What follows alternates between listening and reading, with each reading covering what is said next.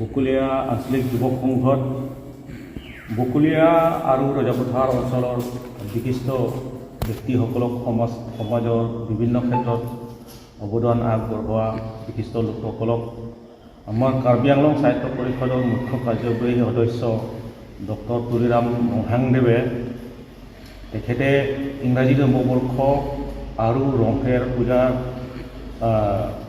প্ৰীতি উপহাৰ হিচাপে greetings card Karbi পহু আৰু গ্ৰন্থৰ টোপোলা আগবঢ়াইছে।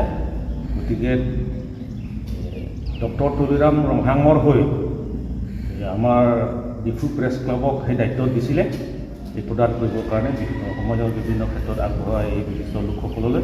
গতিকে আমি ডিফু প্ৰেছ ক্লাবৰ হৈ মই সাধাৰণ সম্পাদক আৰু কমল ৰংহাং আৰু তেখেত আমি আহিছোঁ একেলগে আজি বকুলীয়া ঘাট আৰু ৰজাপথাৰ অঞ্চলত বিভিন্ন বিশিষ্ট ব্যক্তিসকলক তুলিৰাম ৰংহাং দেৱে প্ৰদান কৰা যিটো প্ৰীতি উপহাৰ আমি প্ৰদান কৰিলোঁ।